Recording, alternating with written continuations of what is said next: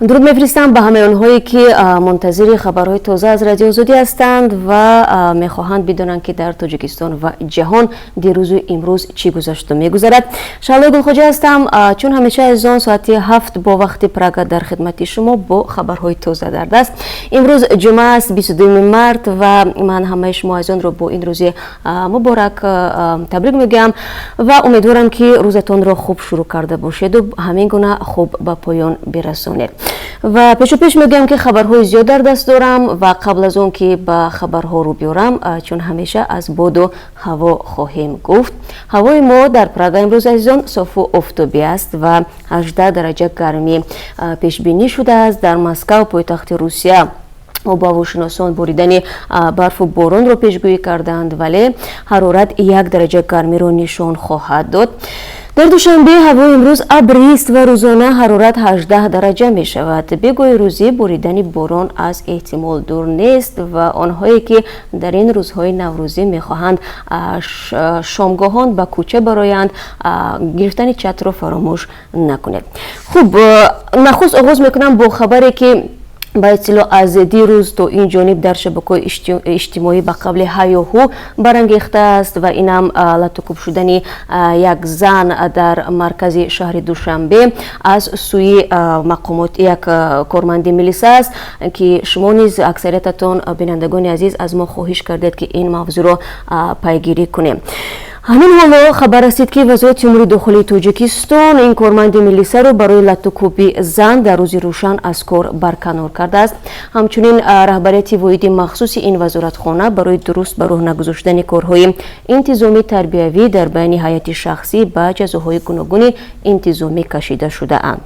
در فرمان وزیر امور داخلی تاجیکستان از روز 21 مارت که نیمه شب گذشته در سایت رسمی این نهاد به نشر رسید گفته می شود که سرشینه ملیسا سفربگ محمد سعید زاده با مدینه شمس و که در حالت مستی قرار داشته است وارد بحث و مناظره می شود. خبر می گوید که این کارمند ملیسا خود قانون شکنی نموده و به ویران نمودن طلبات های فرمان های وزارت کارهای داخلی تاجیکستان راه داده است و بنابر همین از صف مقامات وزارت امور داخلی آزاد کرده می شود. اما در این خبر گفتن نشده است که در نسبت سفربگ محمد سعید زاده جز رانده شدن از صفهای ملیسا چاره دیگر دیده می شود یا نه. این خبر همزمان میگوید که رهبریت واحد مخصوص وزارت کارهای داخلی تاجیکستان برای درست به راه نگذاشتن کارهای انتظامی تربیوی در بین کارمندان به جزاهای گوناگون انتظامی کشیده شدند. باید گفت که روز 21 مارت در شبکه‌های اجتماعی نواری پخش شد که کارمند ملیسا به سر روی زن شپوتی میزند. تنها پس از دخالت ساکنان زن کنار می‌رود و از پشت سر به ملیسا یک شپوتی میزند. دست برداشتن کارمند وزارت کارهای داخلی به سر یک زن را کاربران شبکه‌های اجتماعی با لحن تند تنقید کردند. در پی این حادثه مقامات گفتند زنی که مورد لطکوب قرار گرفت حالت روی خوب نداشته است، اما در خبر اخیر وزارت امور داخلی تاجیکستان گفته می شود که او در حالت مستی قرار داشته است. به قول مقامات مدینه شمس و 33 ساله ساکن جماعت راحتی نویه رودکی می باشد. پس از نشر نوار در شبکه‌های اجتماعی وزارت امور داخلی گفت که سفربگ محمد سعید زاده برای این عملش حتما مجازات می شود و پس از انجام پوره تفتیش در این رابطه تصمیم گرفته خواهد شد. با این حادثه زمانی توجه شد که دیروز دو نوار کوتاه از لطکوب این زن از جانب کارمند ملیسا در شبکه فیسبوک نشر شد و شاید شما نیز دیده باشید که در نوار اول زن فریاد میزند که نزن، ولی نفر با لباس کارمند ملیسا و در دست چوب دستی اشارتی خاص کارمندان بده به سر و روی زن چند شپوتی میزند. خب بینندگان عزیز، چون شما نیز در رابطه با این خبر از ما زیاد تفصیلات خواستید و ما تصمیم گرفتیم که در جریان روز بیشتر درباره این زنی که از سوی کارمند ملیسا لطکوب شده است برای شما معلومات بدهیم و همکاران ما به محل زیستی این زن رفتند و منتظر باشید. ما در برنامه خبری حتما تلاش خواهیم کرد به این سوال پاسخ بگیم که واقعا این زن در حالت مستی قرار داشته است و اینکه حالت روحیش خوب نبوده است. و بعد از 3 ساعت اول در سرخط خبرها برای شما میگیم و بعدا در یک گزارش نیز در برنامه خبری برای شما جزئیات خواهیم داد. از این خاطر برنامه ما رو پیگیری کنید. پرونده نعیم سیمه، عضو سابق собиқ ҳизби дар Тоҷикистон мамнӯи Наҳзати Исломӣ ахиран ба додгоҳ ирсол шудааст. Дар парвандае ки баъди тафтишот ба додгоҳ ирсол шуд, Самиев бар асоси 3 моддаи кодекси ҷиноӣ гумонбар дониста мешавад. Ин дар ҳолест ки ба қавли наздиконаш ба Самиев ки охири ноябри порсол дар шароити мармуз дар Чеченистони Русия нопадид шуд ва танҳо баъди як ҳафта мақомоти тоҷик дар як боздоштгоҳ нигаҳдорӣ шудани ӯро эътироф карданд. Ваъдаи афв дода шуда буд. Наимҷон Самиеви 56 сола ки солҳои 2008-2012 раиси дафтари ҳизб дар вилояти Суғд буд ва баъдан раиси ҳизб дар Исфара буд. Аз соли 2014 ба ин тараф ҳамроҳ бо тамоми аҳли хонаводааш дар Русия зиндагӣ мекард. Бар асоси иттилои наздикон ва ҳам нусхаи аризаи дастнависи худи Самиев ба унвони сохторҳои интизомии Тоҷикистон ки дастраси радиоозодӣ шуд, ин сиёсатмадори собиқ бар асоси моддаи ғайриқонунӣ расонидан, ҷойгир намудан ва ба кор андохтани воситаи тарканда, ташкили таълим ё гурӯҳи таълимии хусусияти динӣ экстремистӣ дошта ва иштирок дар иттиҳоди ҷиноятӣ гумонбар дониста мешавад. Худи ӯ ва наздиконаш мегӯянд ки Самиев ин гуноҳро эътироф намекунад ва дар номае ки дар боздоштгоҳ навиштааст, бозгашти ихтиёрӣ ва умедворӣ ба авфро баён кардааст. Самиев гуфтааст ба ваъдаи мақомот дар бораи он ки мухолифони ихтиёрӣ баргашта аз пайгарди ҷиноӣ озод ва авф мешаванд бовар дорад. Вале ҳоло ки парвандааш ниҳоӣ ва ба додгоҳ ирсол шуд, дар он на як балки 3 иттиҳом ворид шудааст. Нигаронии ӯву наздиконашро дар бораи пушти панҷара рафтани ӯ зиёд кардааст. хуб, акнун нигоҳ меандозем ба хабарҳои ҷаҳонӣ ва бозам бармегардем ба хабарҳои Тоҷикистон. Аз ин хотир моро то охири суҳбат ҳамроҳӣ кунед ва ёдам наравад ки барои шумо ёдрас шавам ки дар охири суҳбат чун ҳамеша ба корби асъори хориҷӣ дар Тоҷикистон таваҷҷӯҳ хоҳем кард. Доналд Трамп раиси ҷумҳурии Амрико гуфт ки фурсати он аст ки Иёлоти Муттаҳида соҳибихтиёрии Исроил бар баландиҳои Ҷулонро ки соли 1967 аз Сурия гирифт комилан ба расмият бишиносад.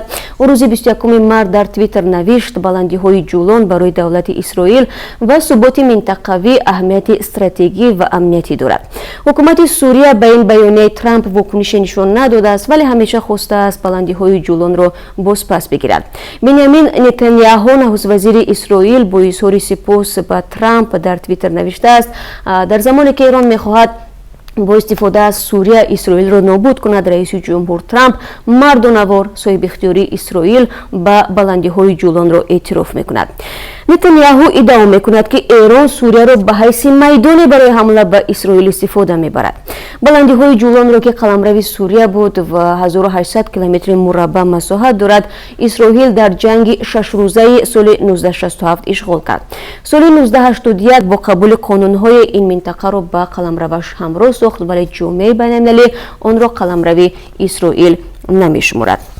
рӯзи пайшанбе дар пайи чанд инфиҷор дар Кобул, пойтахти Афғонистон, 6 нафар кушта ва 23 тани дигар захмӣ шуд. Вазорати дифои Афғонистон дар Твиттер навишт ки ба хонаи мардуми мулкӣ ва ҷамъомадагони Наврӯз 3 гулӯла партоб шуд. Ба гуфтаи вазорат, полис ҳамлагарро боздошт ва амнияти минтақаро таъмин кард. Нирӯҳои амнияти тамоми ҷодаҳоро ба сӯи зиёратгоҳ масдуд намуданд. Аз рӯи суннат одамон дар зиёратгоҳ парчами сабз мебардоранд ва ба хотири гиромидошти ёди рафтагон дар канори гӯристон ғизо мегузоранд. масъулияти ин ҳамларо гурӯҳи террористии давлати исломӣ бардошт гирифт ва дар Телеграм гуфт ки сарбозони хилофат 3 дастгоҳи таркандаро дар байни ҷамъомадагони шиа наздик ба зиёратгоҳ ба кор андохтанд. Ин гурӯҳи террористӣ иддао кардааст ки дар ҳамла 50 нафар кушта ва захмӣ шуданд. Созмони террористии давлати исломӣ ки мусулмонони шиаҳои бидатгузорон арзёбӣ мекунанд, дар гузашта борҳо онҳоро ҳадаф қарор додааст. Нахуст вазири Зеландияи Нав Ҷасинда Ардерн гуфт ки ҳафтаҳои наздик мақомот тарҳи қонун дар бораи шадид шудани қоидаҳои нигаҳдории силҳро таҳия мекунад. Ин тарҳ посухест ба ҳамла ба 2 масҷиди шаҳри Крайстчорч воқеъ дар ҷанубу шарқии ин кишвар ки ба ҳалокати 50 нафар ва даҳҳо захмӣ мунҷар шуд. Ҳамзамон Ҷасинда Ардерн мегӯяд ҳукумати ӯ иҷозат нахоҳад дод раванди муҳокимаи ҳамлавар ба фурсате барои ӯ барои таблиғи худаш ва ақидаҳояш табдил шавад. нахуст вазир гуфт ӯ як террорист аст, ӯ як ҷинояткор аст, ӯ як фарди ифротӣ аст, вале вақте ман аз ӯ суҳбат мекунам ӯ ҳатто номе нахоҳад дошт. Ҷасинда Ардерн ки дар чанд рӯзи гузашта бо пайвандону хешовандони ҳамла ба ду масҷиди Крайстчёрч ва дигар шаҳрвандони мусалмони кишвараш мулоқот кард ва дар маросими ёдбуди қурбониён иштирок намуд, мегӯяд номи онҳоеро ки ҷон доданд ба забон биоваред, на номи мардеро ки ҷони онҳоро гирифт. Бретон Тарант, фарди ҳамлавар ки нажодпарасти австралиягӣ мебошад, рӯзи ҷумъаи гузашта ба ду масҷид ҳамла кард. Қурбониёни ин ҳамла кӯдакон, пиронсолон, занон ва мардон буданд. ҳамлавар ба таври қонунӣ чанд мил силоҳ ва садҳо тир дар ихтиёр доштааст. нахуст вазири Зеландияи Нав гуфтааст ки қонун бо тамоми қувват дар нисбати ин фард иҷро хоҳад шуд. хабаргузори Спутник аз қабли расонаҳои Русия менависад ки шуъбаи тафтишотии ФСБ-и Русия дар минтақаи Перм нисбати зодаи Тоҷикистон Айомиддин Мухторов ки ба ҷалби ҳамватанони худ ба сафи гурӯҳҳои террористӣ машғул будааст, парвандаи ҷиноятӣ боз кардааст. Ба маълумоти ниҳоди тафтишотӣ, Мухторов фаъолияти худро оид ба ҷалби ҳамватанонаш ба сафи гурӯҳҳои Доиш ба Сурия аз моҳи майи соли 2018 оғоз намуда то феврали соли 2019 давом додааст. Вай ба Перм ҳамчун муҳоҷири меҳнатӣ омада дар сохтмонҳо ёрдамчӣ шуда кор мекардааст. Ҳамчунин Мухторов ҳангоми мулоқот бо ҳамватанонаш сабтҳои видеоии хислатҳои ифротгароӣ доштаро нишон медодааст. дар як видеое ки ӯ ба ҳамватанонаш нишон дода будааст, як марди дорои симои шарқиёна нақл мекард ки чӣ гуна ба сафи Доиш пайваста ҷангидааст ва ҳоло соҳиби бойгарии бузург шудааст. аммо то ҳол маълум нест ки ба Мухторов муяссар шудааст ки ягон ҳамватанои худро ба Сурия равон кунад ё не. ӯро 23 феврали соли равон кормандони ФСБ-и Русия дастгир карда буданд. ҳоло ӯ дар боздоштгоҳ қарор дорад. ва мақомоти Русия Давлатқадамов, ҷавони тоҷикеро ки моҳи август дар дохили ҳавопаймои Москав душанбе ҷанҷол барпо карда буд, пас аз 8 моҳ озод карданд. наздикони ин ҷавон мегӯянд ӯ бемории рӯҳӣ аст ва бояд фавран табобат бигирад. Саид Қадам Давлатқадамов, падари Давлатқадам, рӯзи 21 март дар суҳбат ба Радиои Озодӣ гуфт писарашро бо шарти берун нарафтан аз шаҳри Москав озод карданд. ҳамсуҳбати мо гуфт бояд то охири моҳи март тамоми санадҳои Давлатқадамро бигиранд ва баъдан ӯ метавонад ба Тоҷикистон баргардад. ин сокини Душанбе мегӯяд дар муддати 8 моҳи дар боздошт будани писараш натавонист ба наздаш биравад ва бародаронаш дар Русия аз ӯ муроқибат мекунанд. Давлатқадамов шоми 29 август дар ҳавопаймои ширкати Уральские авиалинии ки аз Москав ба Душанбе омад ҷанҷол барпо карда як меҳмондорро латукӯб кард. ин ҳодиса боис шуд ки ҳавопаймо дубора ба Москав баргардад ва нишасти изтирорӣ анҷом бидиҳад. баъд аз ин мақомоти Русия алайҳи Давлатқадамов бо иттиҳоми авбошӣ дар дохили ҳавопаймо парвандаи ҷиноятӣ боз карда ӯро ба ҳабс гирифтанд. хуб бинандагони азиз, расидем ба поёни суҳбат ва чун ҳамеша ман барои шумо аз қурби асъори хориҷӣ дар бонкҳои Тоҷикистон мегӯям ки аз сӯи Бонки миллӣ барои имрӯз таъин шудааст ва ба ҳамин зал $1 9 сомониву 43 дирам, 1 евро 10 сомониву 72 дирам ва 1000 рубли русӣ бо 146 сомониву 80 дирам харидаву фурӯхта мешавад. сипос мегӯям ба ҳамаи онҳое ки ин лаҳзаҳо моро тамошо доштанд ва пайваста хабару гузоришҳои моро пайгирӣ мекунанд. ман ҳамаи шуморо ба 10 соат дигар дар пахши мустақим мунтазир мешавам ва ёдрас мешавам ки яке аз гузоришҳои имрӯзи барномаи хабарӣ дар робита ба латукӯб шудани як зан дар маркази Душанбе аз сӯи як корманди милиса ҳаст ки ҳамкорони мо ҳоло талош доранд пайвандони ин занро пайдо кунанд ки то куҷо ин зан воқеан ҳам бемории рӯҳӣ доштааст ё ки дар ҳолати мастӣ қарор доштааст ва ҳамин гуна онҳое ки зиёд дар бораи вазъи ворух аз мо мепурсанд, як гузорише ҳам дорем дар робита ба он ки чӣ гуна